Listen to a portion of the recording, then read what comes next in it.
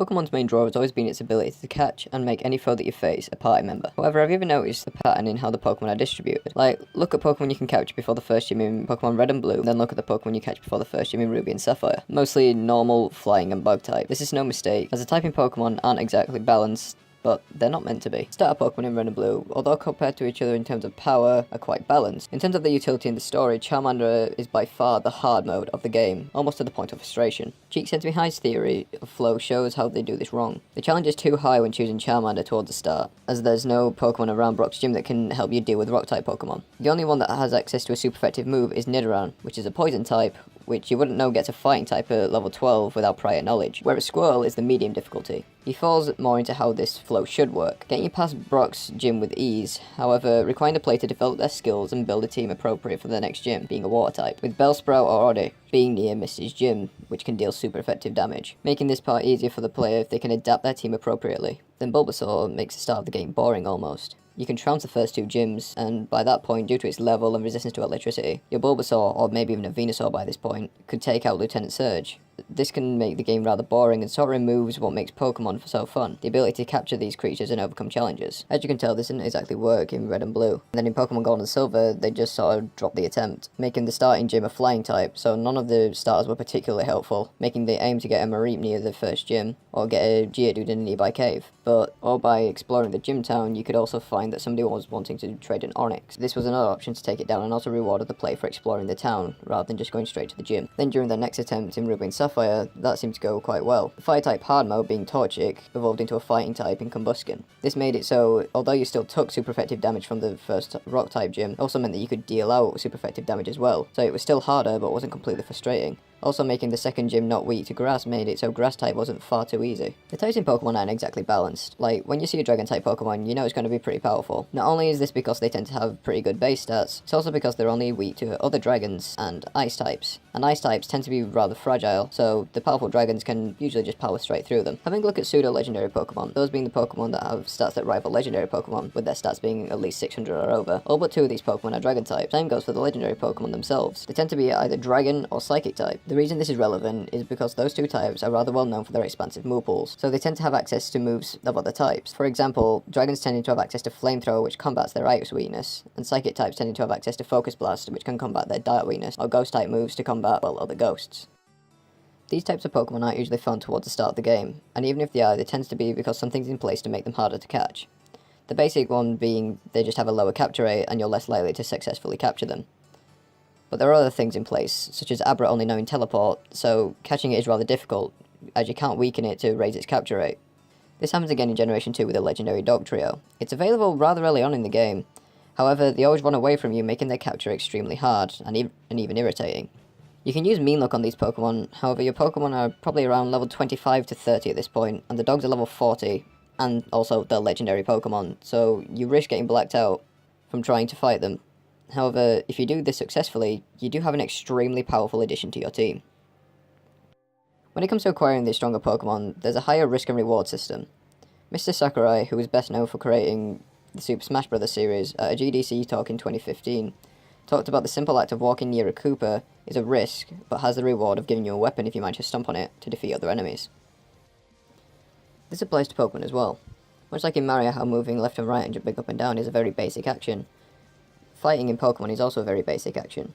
The basic attack of attacking can increase your risk of fainting a Pokemon, so when it comes to capturing, the risk is heightened even further, as if you then feint the Pokemon you won't be able to capture it. But when it comes to stronger Pokemon, there's also the risk of the foe taking you out before you manage to capture it. This means that not only do you have to find that Pokemon again, you've also lost a bit of your money from blacking out.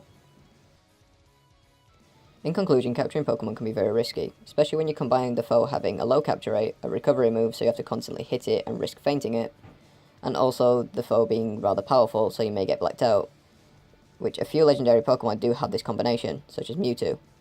However, the reward of having that Pokemon available to you on your party after that is well worth it. Exploring in Pokemon is a key part of the game. This tends to reward you with items, but also the act of walking around means you're a lot more likely to encounter rarer Pokemon. For example, say what you want about Pikachu, but at least for the early game, it's a powerful electric type Pokemon. As such, finding one in Viridian Forest is a reward of sorts for exploring. It's not the only time that Pokemon are used as a reward. For example, most caves in Pokemon tend to have a legendary Pokemon at the end of them, and this is sort of a reward for the player for getting to the end of them. However, most of these caves tend to be optional, so the player has to go out of their way to get them, and then capturing the Pokemon is difficult in and of itself. So these Pokemon are always a reward for the player going out of their way and exploring. Gyms are your main way of progressing through Pokemon. The gyms are usually monotyped, so getting a Pokemon that's super effective against that type gym is usually the best strategy to take them down. This leads to there usually being a Pokemon that's super effective against a gym being close by. Like Oddish, for example, being near Misty's gym, Growlithe or Vulpix being near Erika's gym, or Blake's gym being on an island which is surrounded by water and water-type Pokemon. The only exception to this is Sabrina, the Psychic-type gym leader, as Psychic didn't really have a viable weakness in Generation 1. Bugs were meant to be the weak type, they weren't meant to be used in combat really, and they didn't exactly have many powerful attacking moves. Ghost were meant to be another weakness of them, however, the only damaging Ghost-type move was Nightshade, which did set damage equal to the user's level. However, even with that oversight, the fact that her gym is right next to Lavender Town, which is a ghost town, shows that they tried to have a weakness near her gym. You can see them address this in later generations, as they added the Dark type in Generation 2 to combat the Psychic powerhouse. They also added one more Ghost type and more Ghost type moves to combat this as well. Although this worked well, Dragon types were still hard to combat, and Game Freak knew this, tending to make Dragon type gyms the last that you'd faced, with the likes of Claire in Generation 2 and Drayden and Iris in Black and White. Game Freak were stated saying, "As of right now, the Dragon type is at an advantage. To combat this, Game Freak created the Fairy type in Generation 6. However, this wasn't entirely successful, as Garchomp was still running the competitive scene due to its access to Steel moves, which Fairy was weak to. And even now, Dragons still run the meta. A lot of people agree that Cynthia is one of the hardest champions in the series, and it's no surprise as she owns a Garchomp, which is a large problem on her team. And from there on out, all the champions after her owned a Dragon-type Pokemon of some sort.